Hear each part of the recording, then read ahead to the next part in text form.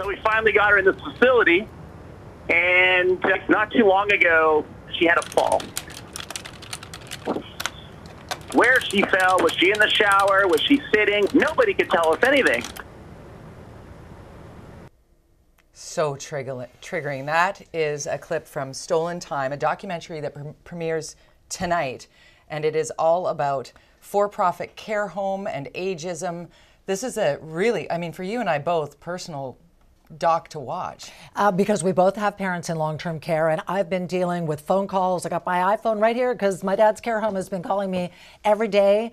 Dennis has fallen again, and I mean, it's just a nightmare. It's just you want to make sure that the person you love is being taken care of at the highest standards, and you're not really sure.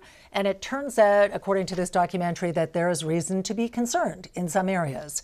So we want to bring in a couple of people associated with this documentary, Stolen Time. We have Julia Henderson, and she is an ageism expert at UBC. And we also have Helene Klodowski, who is the director of this documentary. And thank you both for joining us. We really appreciate it. Great to be here. Thank you. Helene, I want to start with you and ask you, I mean, because we care, and there's a lot of people who have loved ones in long-term care, but it's also, you know, it's a subject that a lot of people say, it doesn't impact me. Oh, it will. So tell me what the goal was and how you even got involved in doing this project. Right. Good question. Well, I never really imagined doing a film on long-term care. I do not have a relative in long-term care, though I do have a very good friend, and there are people around me whose parents are in long-term care. So they've educated me about the issues in general, but it was really when I came upon a little YouTube clip with this young lawyer named Melissa Miller, who is speaking out for the people who are most vulnerable and their families, and is really taking corporate long-term care to task and calling out the grievances and the neglect and the injustices. And I felt this person needs to be in a film, and I just had a very strong intuition that we need to speak about this issue as a country, and Melissa's the person to lead the way. So when first digging into this, like, the whole subject matter is scary and trepidatious, and we all feel like we're learning as we go, and then we see some of the shortfalls, many shortfalls in for-profit care particularly. What was the big first aha for you? I think just following Melissa, because just as you say that you're learning about things, you're going blindly down this alley, in a way she is too. Only she's a lawyer taking phone calls, as we see in the clip in the film, but she's receiving them almost every day, many phone calls. And she just wanted to ask the simple question, why is this happening?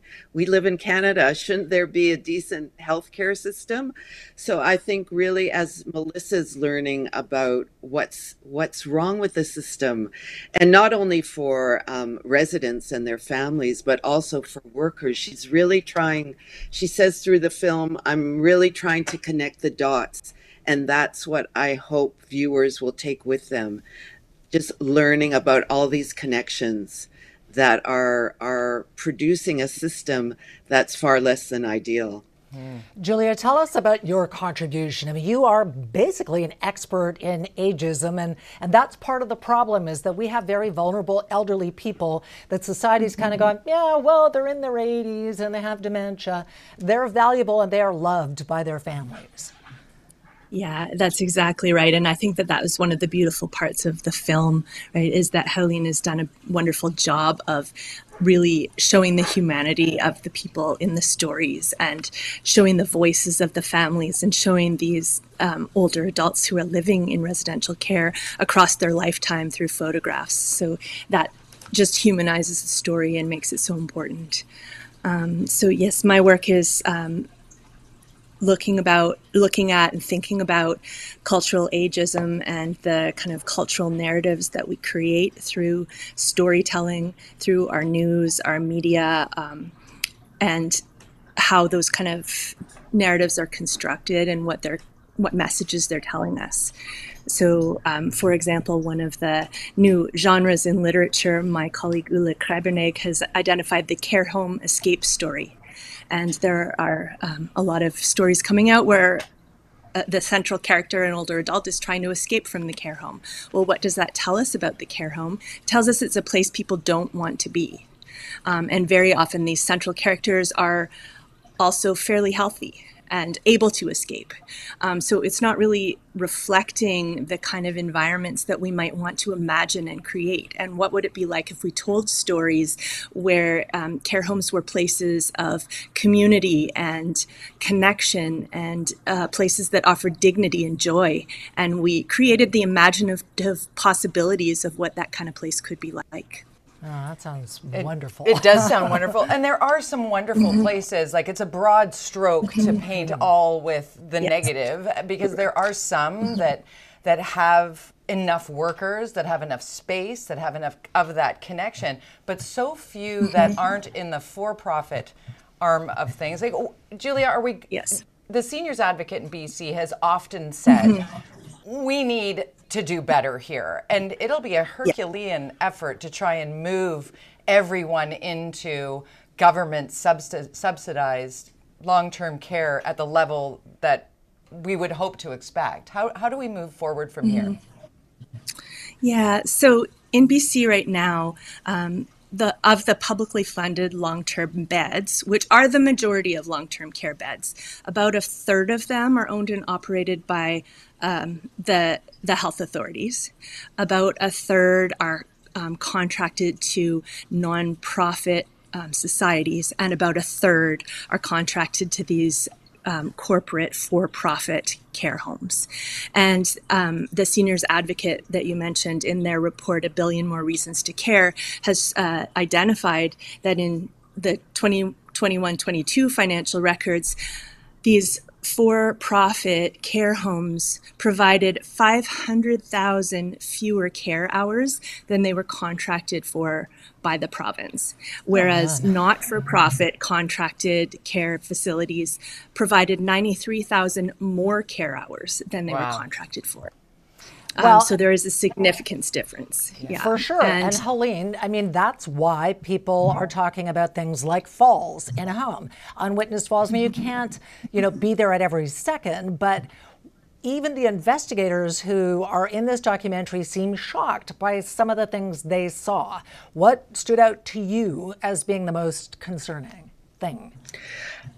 There's so many concerning things, but I think it's this disconnect between what's on the surface, that there's lots of regulations, but then all these crises are continually happening.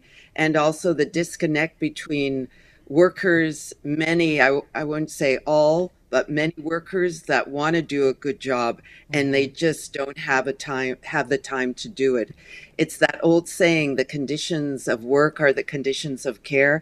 I mean, we all know how time consuming and how much work it is to really nurture someone, to care for someone in dignity. And if you're running against the clock, or you don't know what hours you have the next day for work, or you feel that you're being really underpaid, those are not great signs for how things are going to unfold. And I think what's so wonderful about the making of this film is that there are a lot of change makers out there that want a different system. Most Canadians want to be able to believe that at the end of their days, or when they're vulnerable, that they're going to receive really dignified care. So we have to fight to get there. And I think this film is really inspiring, and will do a lot to bring people together to have these kinds of conversations. Because you're right, it's a scary subject. Yeah. Everybody should see Stolen Time. Is there one thing that was a call to action that Melissa, who we keep referencing here, the investigative journalist here, is there one thing that she pinpointed as a call to action in the doc? Well, she's saying to ask all our politicians, do they want to give public money to private corporations for care so that shareholders can have bigger profits? That's just one question. And I think it's just even talking to one another is a first step. Coming together and sharing stories is a really important first step. Yeah, because Julia, I was referencing the fact that some people are like, long-term care doesn't impact my life. We're all getting older, and a lot of people are not having children, so you can't count on your children to take care of you, and you may well end up in long-term care with the population aging. Where are we at with this elder justice movement in Canada? I think it's sorry, Julia. I would love to hear your answer. Oh, sure. I think it's a growing movement, and with people like Melissa Miller who are advocating it's so important. And people can do things. I'll cite Susan Bradley here. If you're a family member, you can join the family council at long-term care home. If you're a resident, you can join the residents council. If you're a care worker, you should get involved in your workers group or union, and other people the public can join the health coalitions to try to advocate for change. Thank you both for what you're doing and shining a light on a really important subject that if it doesn't touch your life now, it likely will. Really appreciate it. How can people see the documentary? Well, there's going to be several screenings in Vancouver. I don't have all the information on me, but today it starts. I can tell you, today it starts at the Vancouver International Film Festival Centre at 6 p.m. and there's a talkback after today's screening, and it will screen daily up until March 28th here in Vancouver. Love it. And then there's also screenings in Toronto and Montreal. And in Edmonton. Oh, yep, my hometown. All right, thank you so much, both of you, for joining us. Thank really you so much. That All is the best. Yeah, thank you. Julia Henderson from UBC and Helene Klodowski, the director of Stolen Time. Google it and find out where it's playing and watch it because it's worth it. Yep. Great work being done there, and it's up to us to talk about it. Indeed. Coming up next, from Ozempic to intermittent fasting, the pressure to lose weight has some serious consequences. We're talking about fad diets when we come back. But first, we're going to send you out for dinner. Let's go to the keg, maybe. Libby, thanks for sending your viewing party photo in. We have Tanis and Melissa in Kamloops. Hello. Hi there. Tracy in Coquitlam. Hey, Tracy. And Susan, thank you for watching, all of you. So cute. Little Irish St. Patrick's fun there. Day thing going on. Exactly. Viewing party at checkmedia.ca is how you get in on this fun each and every week. Brought to you by the BCRFA.